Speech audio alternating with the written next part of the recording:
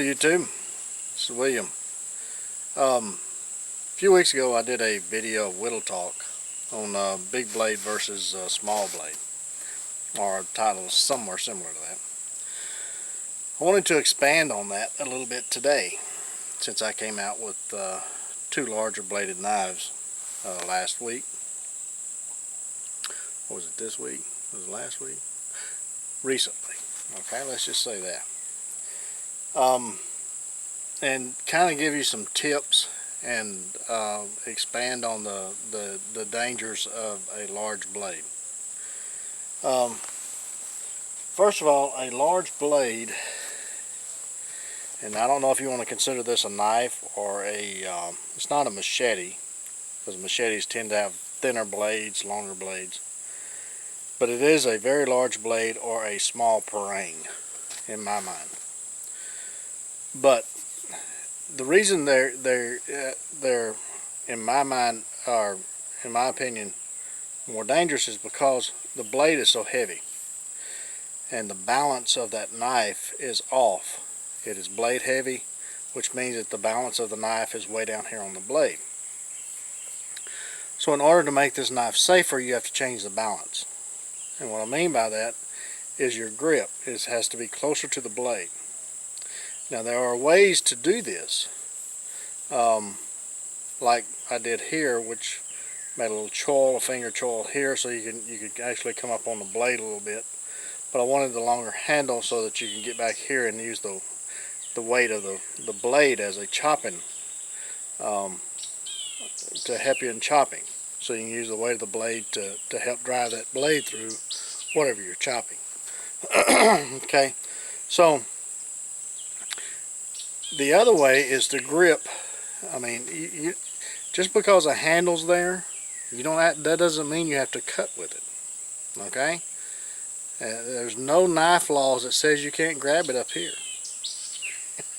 the knife police are not going to come and get you. Okay, so when you find that your arm is tiring, then you need to really rest your arm before you proceed any further. But to keep it from tiring so much, then if you grab the blade up here, then you can do some fine carving with it. And let me give you kind of a demonstration, if you will.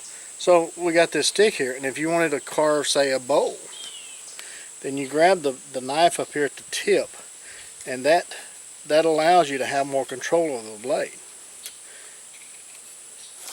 You can see that or not. So you can you have complete control of that blade. And if you've seen any of my videos, you know that that is my philosophy on my safety, is blade control. If you control the blade, then you're less likely to get hurt. Remember, if you catch that, less likely. If you play with knives long enough, it doesn't matter what you do, you're going to get cut. It's just a matter of law of averages. Okay, it's just like if you drive long enough, you're going to have a wreck. Whether it's your fault, their fault, doesn't matter, you're going to have a wreck. It could be the wood's fault. The wood may be softer than what you think, and the blade goes through the wood. Just those things happen. But anyway, back to the knife. So if you grab the knife up here, you have more control over it. If you grab it down here, then you have less control of that blade, and there's more area to cut you. Hope this is making sense. Okay? So it's just like making feather sticks or anything else. If you cut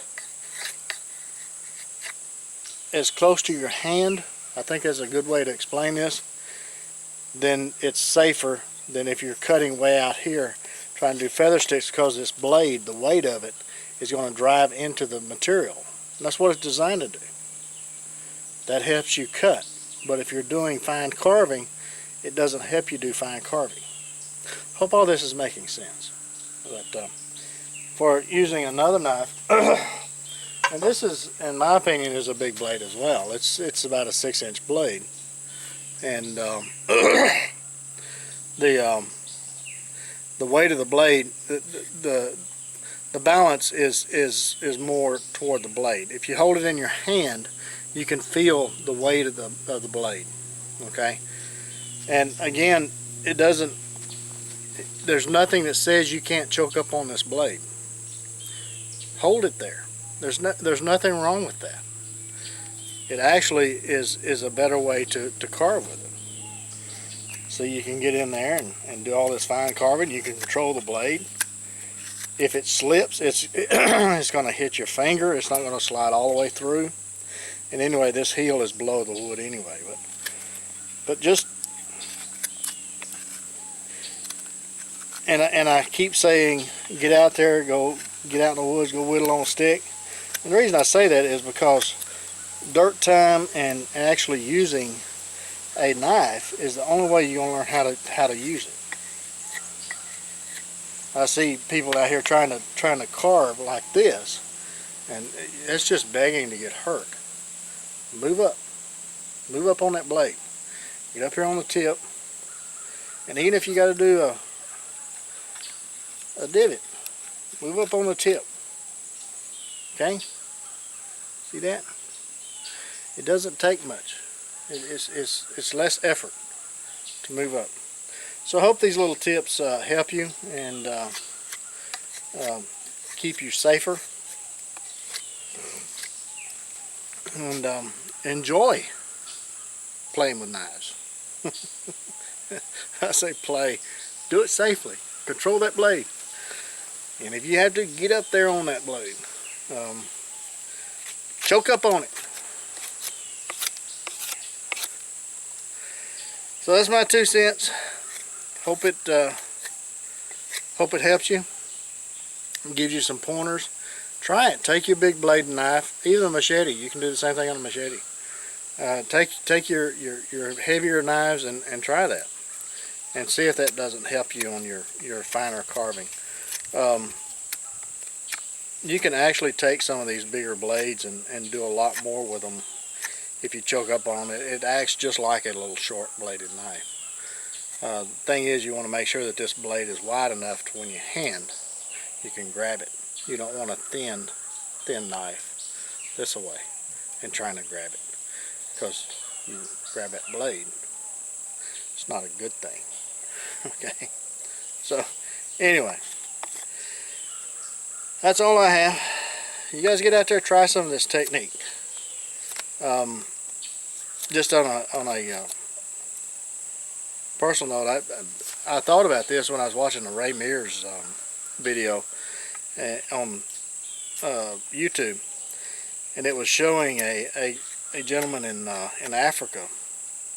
He was making a spear, I think it was a spear, and he was grabbing. He had one of those old beef skinners, you know, that I don't know who puts it out, Green River or somebody, and he was holding the blade like that, and he was notching it.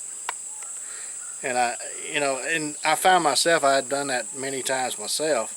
I said, well, maybe that's a good thing to expand on, because the closer you are to where you're carving when you're holding that knife, the safer it is. That's a good way to explain it. And there's nothing that says you have to hold that knife on the handle. Nothing says that. It's just there to be pretty. That's all it is. It's just there to be pretty. You can hold the knife any way you want to. But the closer you are to your hand when you're carving, the safer you are. You have more control of that blade. So, get out there, go whittle on a stick. Try these techniques.